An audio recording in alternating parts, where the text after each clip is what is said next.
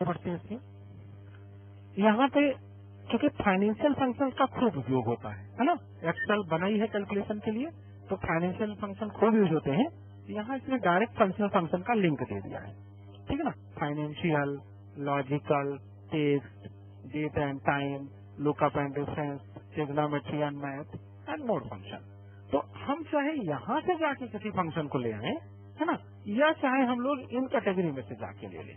Category में जाएं तो ढूंढने में थोड़ा सा मुश्किल नहीं होती, जल्दी मिल जाता है ना। जैसे अब हम लोग मिन मैक्स ढूंढ रहे थे, अब मान लीजिए हमको इसका एवरेज मार्क्स निकालना है, तो उसको हर महीने में औसतन कितना मार्क्स मिला, ठीक है ना।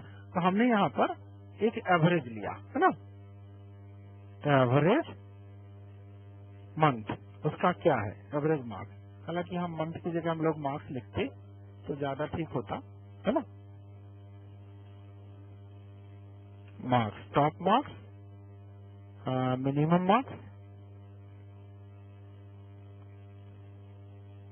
And average marks.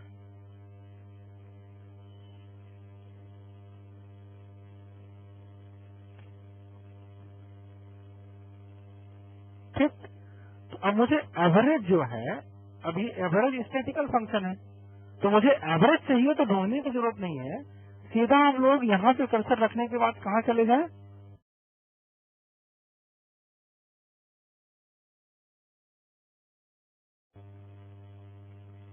कहाँ गया ये स्टैटिकल, इसमें है ही नहीं क्या, इसमें नहीं है, तो फिर हमको कहाँ मिल जाएगा, मोर फंक्शन में। तो मोर में से हम लोग स्टैटिकल में चले जाएं, और जैसे स्टैटिकल में जाएंगे तो ये फंक्शन की लिस्ट दिखा देगा, ऊपर से ही देखिए 2 नंबर पर एवरेज हमने क्लिक किया, और इसके लिए भी हमने वही प्रोसेस लिया कि हमको कहाँ से लेना है, A2 से A2 तक। तो A2 से A2 तक का हमको चाहिए, और फिर हमको दूसरा कहाँ पर चाहिए, H2 से J2 तक। H2 से J2 हो गया। एवरेज मार्क्स 6.625 आ रहा है, हम लोग ओके करें। इस स्टूडेंट का एवरेज मार्क्स 6.6 सभी महीनों का, यदि उसका औसत निकाल लें तो उसको डबल क्लिक मारें तो हर स्टूडेंट का एवरेज मार्क्स आ जाएगा। जैसे इसका एवरेज मार्क्स 3 आ रहा है, तो उसको कहीं 2 मिला है, कहीं 3 मिला है, कहीं 4 मिला है, कहीं 10 भी मिला है, लेकिन औसत निकल के उसका 3 आ रहा है। 10 हालांकि हाफ ईयरली में मिला है, उसको हमने लिया नहीं रेंज में, तो औसत मार्क्स का 3 आ रहा है, फिर फेल ही है ये। समझ में आया। तो ये है फंक्शंस में से आपको कौन सा फंक्शन चाहिए। अब हम लोग बात करें फंक्शंस, तो कितने सारे फंक्शंस होते हैं, है ना। जैसे अब हम लोग मान लीजिए एक सिंपल सी बात करें यहाँ पे कि यदि एवरेज मान लीजिए किसी स्टूडेंट का 5 के बिलो आता है, तो यहाँ पे आगे वही हम लोग फाल्स वाली नोट कर लें, फिर उसको हमको ये नंबर चेंज करने के यहाँ फाल्स है तो फिर हाल्स ही रहेंगे, है ना, क्योंकि औसत उसका गड़बड़ है, तो अब हर विषय में तो बढ़ाने नहीं है उसके नंबर, एक आध में कहीं गड़बड़ हो तो हम बढ़ा लें, ठीक है। तो अब मैं यहाँ पे एक नया फंक्शन लेने जा रहा हूँ, मान लीजिए लॉजिकल फंक्शन, है ना। तो हम लोग यहाँ पे जैसे मान लेते हैं रिजल्ट,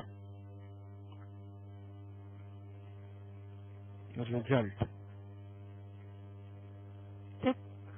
यहाँ से हम लोग लॉजिकल फंक्शन में चलें तो ये बताता है कि लॉजिकल फंक्शन क्या है, and, false, if, error, not, or, true, ठीक है।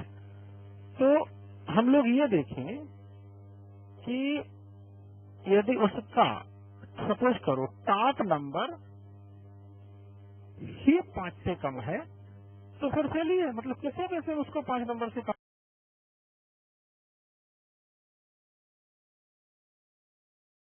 नहीं मिले। टॉप नंबर यदि मान लीजिए उसका 5 के ऊपर है तो फिर उसको मुझे पास कर लेना है किसी तरह। अब टॉप नंबर ही उसका उसके नीचे है ना, तो फिर उसको फेल रखना है। तो हम लोग इसमें ऐसा लगाते हैं, जैसे मान लीजिए हम लोग यहाँ पे लेते हैं फॉल्स, ये कह रहा है result the logical value false, this function take no argument, result is equal to false, ऐसे ही मुझे फॉल्स दे देगा यहाँ पर, ठीक है ना। फॉल्स मैंने लिखने के लिए लिया था, अब फॉल्स ये आ तो गया, एक फंक्शन ही है, फॉल्स लिख के दे देगा। मैं इसको चेक करूंगा, यदि ये 5 से कम या उसके बराबर है तो फाल्स लिखना है, नहीं तो नहीं लिखना। तो मैं इसी में दूसरा लॉजिकल फंक्शन ऐड कर दूं, इफ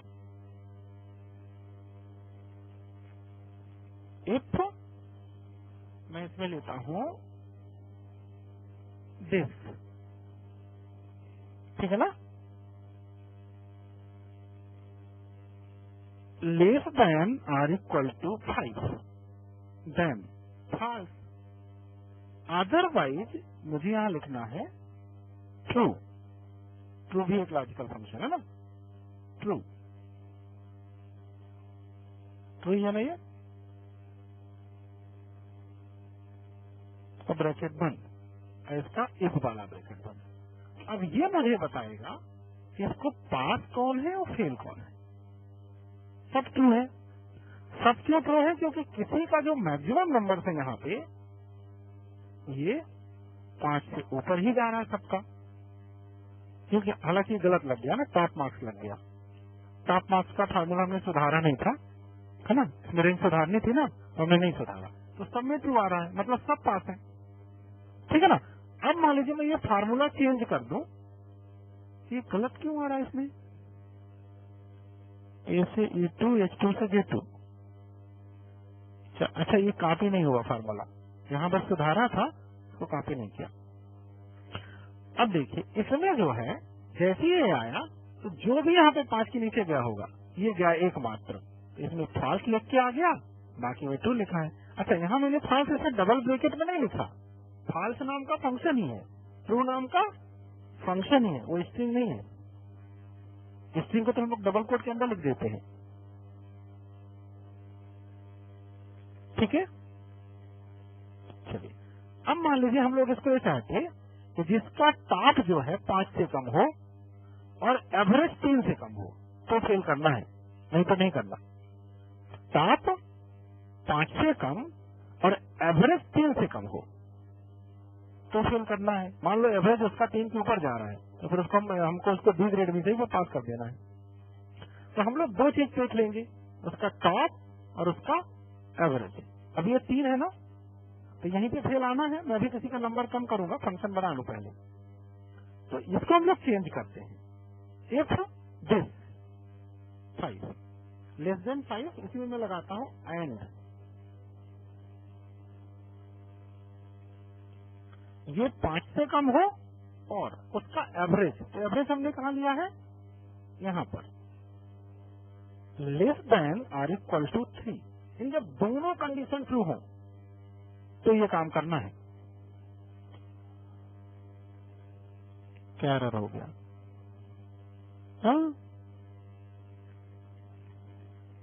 N2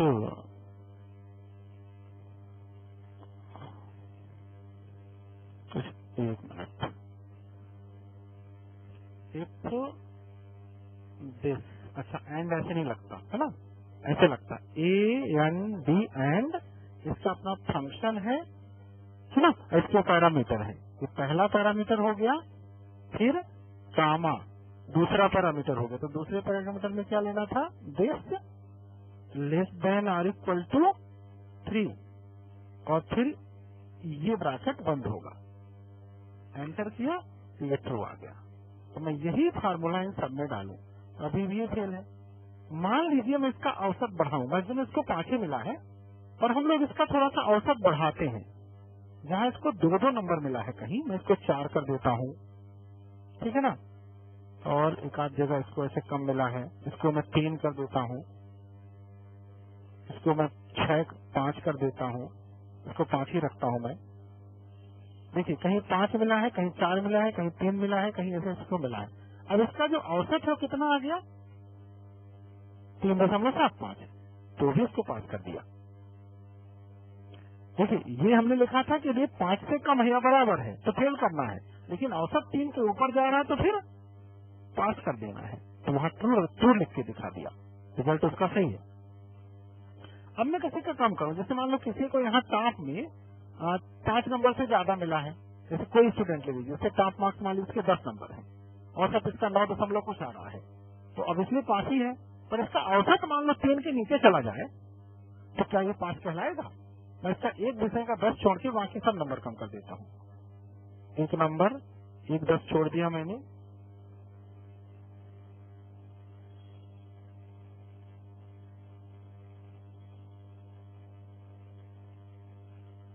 ये देखिए तो टास्क तो इसका 10 है, तो फेल होने का गुंजाइश ही नहीं है, लेकिन इसका जो एवरेज है 2.37 आ गया, तो रिजल्ट इसका फॉल्स होना चाहिए।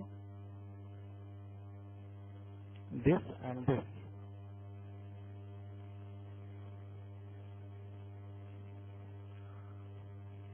देखिए दोनों ट्रू होगा तब आएगा। इन दोनों में से चूंकि एंड लगा दिया है ना, तो दोनों कंडीशन ट्रू नहीं हो रही। इसमें 10 नंबर पाया है, उसमें भले ही उसका एवरेज कम है, लेकिन यहाँ 10 का हमने लिखा कि इसमें 5 से कम हो तब फेल कहलाता, ठीक है ना। लेकिन जैसे देखिए हम लोग उसको 5 से कम डालेंगे तो उसका फेल दिखा देगा। ऐसे हम आर फंक्शन यूज कर सकते हैं। ये देखिए यहाँ देखिए दिखा रहा है फॉल्स, है ना। क्यों दिखा रहा है कि उसमें मिनिमम उसके 3 से 5 से कम है, तो यहाँ फॉल्स दिखा रहा है। लेकिन इसके बावजूद इसको यहाँ 5 इसलिए दिखा रहा है क्योंकि एक विषय में उसका नंबर 5 से ज्यादा है, कहीं ना कहीं उसका ज्यादा है, जबकि औसत उसका इसके नीचे जा रहा है, फिर भी पास है, क्योंकि लगा वहाँ पे एंड मतलब ये भी सही हो ये भी सही हो, तो उसमें एक सही है एक गलत है, तो एंड काम नहीं कर रहा, इसलिए फॉल्स वाली वैल्यू आ रही है। यदि दोनों कंडीशन काम करें, जैसे मैं इसका भी 10 वाला मार्क्स घटा के 5 से कम कर दूं तो वहाँ फॉल्स आ जाएगा। मैं इसको मान 4 कर दूं, देखो यहाँ तो ठीक है फॉल्स था ही, इधर भी फॉल्स आ गया। ऐसे हम आर लगा सकते हैं, है ना। ऐसे तमाम सारे लॉजिकल फंक्शंस होते हैं, and, false, if error, not, or, true, और भी बहुत सारे फंक्शन, ठीक है। अब आपको देखना है कि कौन सा फंक्शन कहाँ आपको यूज करना है।